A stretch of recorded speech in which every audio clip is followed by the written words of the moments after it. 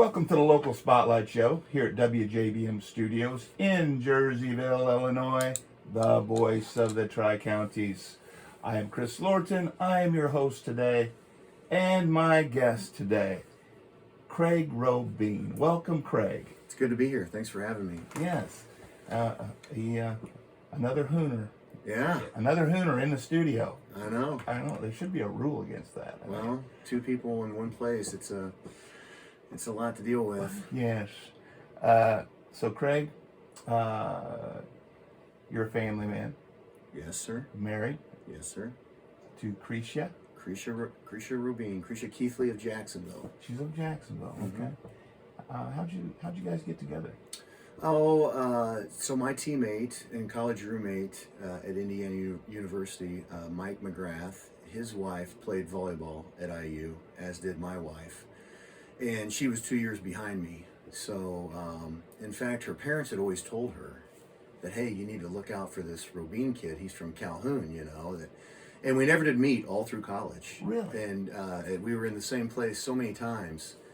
And 2 years after, the first time I went back to Indiana, I met my college roommates there, and they introduced us at Nick's, the big bar, the signature bar on IU's campus is where we met. So.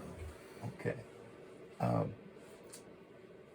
And you have a couple children. We have three daughters. Children. Three daughters, 17, 15, and 13.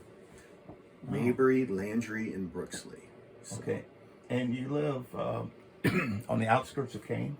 In between Kane and Carrollton, we had bought some property there 5 years ago. We were living in Peoria, and my wife knew how much I had always wanted to have a piece of property since we got married. Since leaving Calhoun, you know, when you leave the beauty of that place, you always kind of want to, anyone that's from there would attest that you always want to get back to that, you know, and in my travels, in my career, when we had an opportunity to buy a piece of property, you know, back closer to home, not necessarily in Calhoun, we jumped at it, and it was kind of an investment. But she looked at me one day and said, you know what, you love this property. You're never going to get to enjoy it when these girls start high school here in Morton. So if you want to move there, we should do it now, which was not convenient for my job at the time because my office is in Chicago. And everything I'd ever done to that point was solely for my job. We'd always put, you know, that first. And really it was the most selfish decision we ever made, and it's the best decision we've ever made. We've been very happy there. So. Yeah. And your job, tell us about that just a little bit. Right, so I work for a Caterpillar dealership. A lot of people don't know that the dealerships are privately owned, right? Caterpillar is the manufacturer. And different from automobile dealerships, we have exclusive territories. So if you're going to buy a new piece of Caterpillar equipment in Greene County, right, we're right on the line here between Fabick and Altorfer. I work for Altorfer. Greene County all the way to Chicago, the eastern third of Iowa, northeast Missouri, northwest Indiana. You're going to buy that from Altorfer. And Jersey County South is Fabick. You know, we kind of meet at the Jersey-Greene County line. But I did 100% commission sales for 9 years in Springfield. We moved from Indianapolis to Springfield in 2005. It's been almost exactly 20 years that I've been with the company. And then I was the regional sales manager for 5 years in Peoria, and I've been vice president of construction sales and marketing for almost 8 years now. So good for you. Right, Gosh. it's been fun. Yeah, great career in that. Now, you grew up in Calhoun. Mm-hmm. And I'd like to talk a little bit about high school football, or just when you grew up in Calhoun. That was kind of an era going on as far as football goes. No doubt. How old were you, or what grade were you in? You realized, hey, you know what? I'm going to play football for Calhoun. Oh my gosh. Well, at that time, so I think Coach Johns came in '82, right? So by the time that I was old enough to remember, become interested in football, was probably like 1985, and I think they went to the semifinals that year. Yeah. And I would have been 8 years old, so second grade, and that was about the time, you know, we were all. Coach Johns did a great job of penetrating down to the lower levels in the community. Right. And so we all were given the old pads that the high schoolers, when they upgraded pads, they'd give the pads to the grade school kids. And, you know, and every year at Christmas, maybe one of you would get like a 49ers helmet, you know, from the Sears Roebuck catalog, or everyone had different NFL helmets. And we'd take those shoulder pads, which were all too big for us, and we'd pull T-shirts over them. And we'd go, you know, down to Chipper's Lots on French Street, down the lot, or over to the old Hardin Grade School, and everyone would just show up, and we just play pickup full pad football. You don't see that anymore, you know. So and no adults around. No, and I think looking back, one of the things that made it special, that I think is a struggle for the kids that play today, is back then a state championship had never happened. You know, getting to the semifinals in '85 was the biggest thing that had happened in Calhoun football, right? And then in '87, when they went to the championship, it just became, you know, we didn't idolize Joe Montana and Jerry Rice the same way that we idolized Charlie Booth and Jonah White, you know? Right. So growing up as kids in that era, you know, we really idolized the high school football players. And they would show up sometimes and watch us play. Like if they were doing two-a-days, they would show up on like a flatbed and they would watch us kids play, and we thought. What do you mean play where at?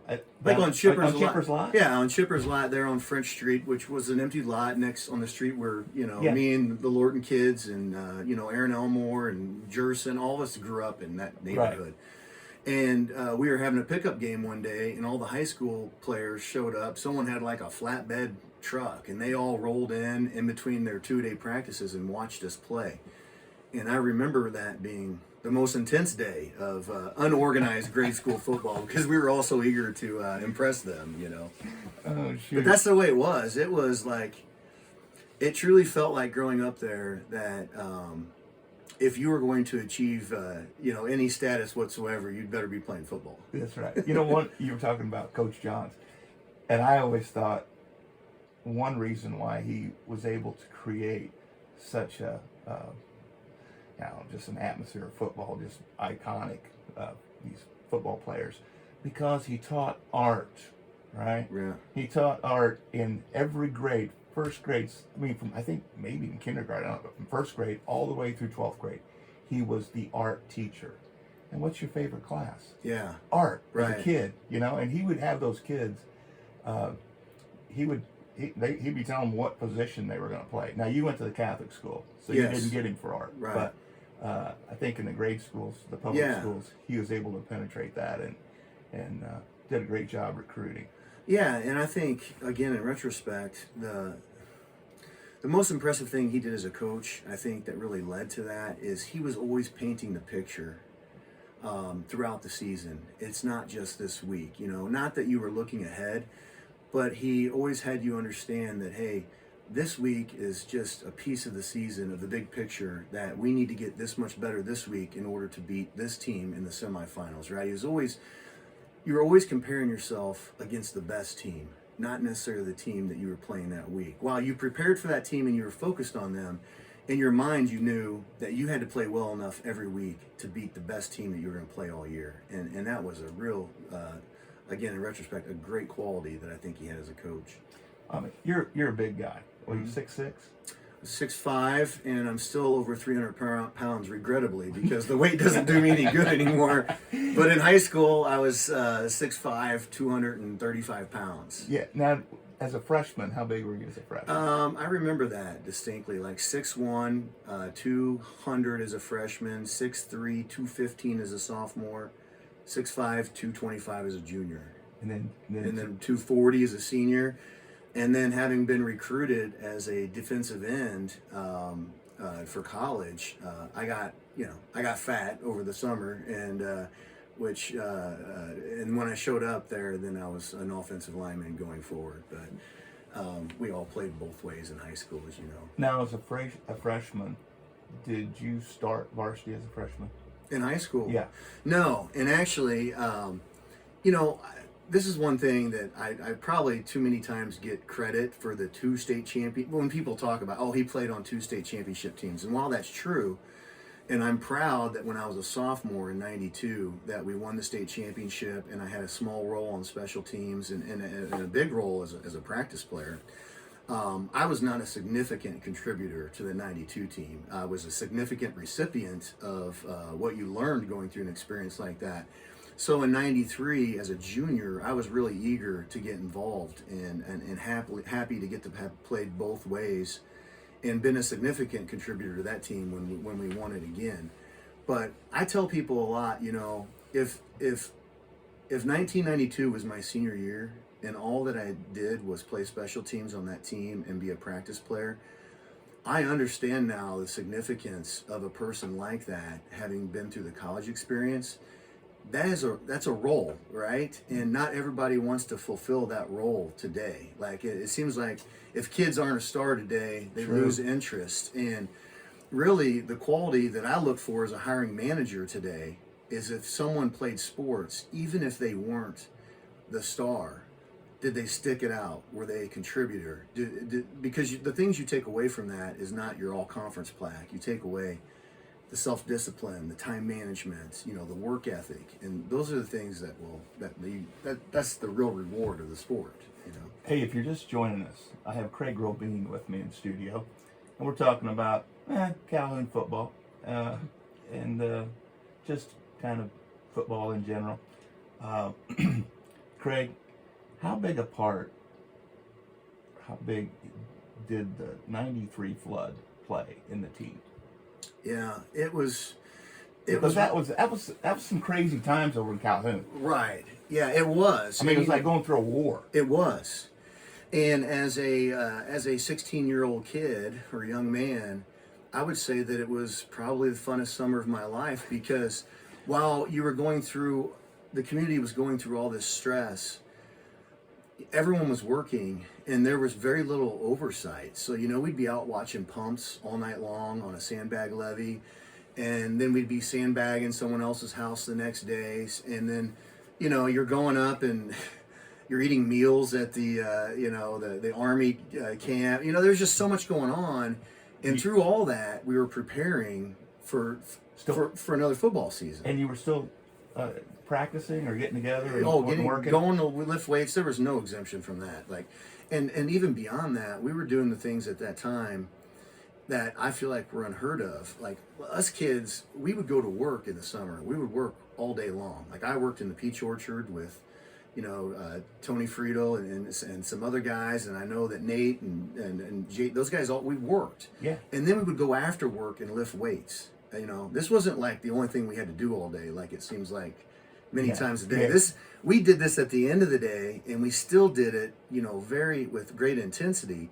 And then after we lift weights, we'd go out there and we would hook up to either a sled and run and drag that behind us, or we would run with parachutes behind us. So we were putting in full days, in addition to sandbagging and, enduring everything that the community went through. It was a very memorable time. Yes, it was. So you had your sights set again on a state championship. Mm-hmm. And how was that year? I mean, didn't you just, if I remember right, there wasn't a lot of competition through the regular season. No. We did lose one game to an opponent that I don't like to mention their name, but it was, I like to think of it as a fluke. And Coach Johns always refers to it as a good dose of medicine that got us going in the right direction. But, again, I was very fortunate. There was such a great group of seniors. Who'd you lose to? Carrollton? Greenfield. Greenfield. Yeah. Okay. At Greenfield, at a place that I affectionately refer to as the ditch. We're going over to the ditch. And we would always joke that you can't get a fair game in Greenfield, Yeah. But they were a good team, and on that day they beat us, right? So, but the seniors on that team were the leaders. And I'd like to, Nate Lorton. Go ahead. Nate, Aaron Elmore, Casey Longnecker, Tony Friedel, Nate Lorton, Tim Jerson. These guys, I had the benefit, the luxury, I realized the next year. And you were a junior. I was a junior. Yeah. These guys provided the expectations. It was my job to just play, right? And they demanded it of you. I remember Nate kicking me in my butt in the huddle, and it was just awesome because just to go forward for a second, like when those guys all graduated the next year, I realized what a burden it was to not just to be a player, but to be a leader. So when they were gone, I felt that. But them having been there really made it easy because they set the expectations. They'd won a state championship. A lot of them were back. Pat Friedel II as well. You know, they were just great leaders. You know, Wayne Ballman, Brad Rose, Tim Isringhausen. Like, these guys were all returning players, and they expected to win, right? Yeah. And you were going to be a part of that, or you were going to get out. You know, They were hard on you. Yes. Yeah. Yes. And now, your senior year, how'd you guys do your senior year? We went to the quarterfinals, and in many ways that was overachieving because Ryan Becker had been hurt the whole year before. He was a halfback, and we were really the only two players back that had any experience. So all those guys had graduated. It was a huge vacuum, and so we made it to the quarterfinals, and it was very difficult to accept that after having had, you know, the 2 years before. So in a way it was exceeding expectations, in another way it was still certainly a letdown. Now, today, you know, a lot of student athletes, high school athletes, and even yesterday and many days, years before, you'll have players that say, okay, I'm going to concentrate in baseball and I'm not playing anything else, even though it's a small school where everybody needs to play. Or I'm just playing basketball, not playing football, not playing baseball. But you were a true football player, right? But Yeah. you did play basketball. Well, yeah, and I often remind my wife in private, right, because I don't like to gloat. I felt like I was a really good basketball player. You know, I was an all-state honorable mention 2 years, all-conference, all-area 2 years. I scored 20 points a game as a senior. But at the end of the day, you know, that was just... So you averaged 20 points a game? As a senior, yeah. Wow, 19.7, right? So Yeah. I remember. Yes. But at the end of the day, that was all silver lining for the opportunity that came, you know, for me later. They looked at that as a bonus. Like, hey, here's a lineman that's also athletic, and the basketball kind of proved that out. Wasn't it, they did, like Indiana, did they see you play football? And they saw you play No. basketball, but they didn't see you play football, is that true? So, yeah, let me... In person. I'll tell you how I feel like this all culminated is going into my senior year. You know, Coach Johns and Coach Brandenburg felt like, hey, you know, we feel like this guy might be good enough, right? And I went to U of I's football camp, and I had virtually no. Like today, this is already over. University by this of period. Illinois. Yeah, University of Illinois. Today, going into your senior year, if you're not being recruited, it's like, which I can't understand how they do that for football. It's still got to be so difficult because for boys, so much development is still happening between that junior and senior year. Oh, yeah. But today, it's like the recruiting process is almost wrapped up by the time their senior year starts. But back then, that was not the case. So I went to a U of I football camp and was basically an unknown entity. And when I came home from that camp, I had a very strong camp, and I would say had very good showings against a couple of the guys that University of Illinois had already offered scholarships to. Aha. And as soon as I got home, those coaches all talked to one another. The mailbox, the post office box there in Hardin started every night was overwhelmed with mail. Yeah. And then my senior year, I played a game about midway through the season that I remember Coach Brandenburg saying that we feel like this is good enough. We're going to send this film off now. Like, you finally played a game good enough. You know, it's they were pretty you know, hard on us. You know, we're going to send this game off. And after that film went out, they start showing up at the school every night. It was really overwhelming. Yeah. You know? Because here you are, you played with all these other great players, right? And I remember that being a very difficult time because there was a little bit of the aspect, well, you're also common in Calhoun. It never struck me as a place where there was a lot of social hierarchy. Mm-hmm. You know, everyone treats everybody the same, and you never really think of yourself as any different or better than that's what makes it great, right? And that's the way a lot of people are around here. But all of a sudden, hey, Craig has got a chance to go Division I, and it became such a distraction. oh, really? Is he good enough to do that? And why does he deserve that? No one else has gotten this opportunity. And it really became to me privately that if I get this opportunity, I better damn well make sure it happens, because people will be telling me my whole life, if I don't, that it was a fluke. And Right. I wanted to prove that it wasn't a fluke. And you did. yeah. But, Well, Craig, believe it or not, we've run out of time on this episode, but I'm going to have you back. sounds great. All right. Take care. Yep.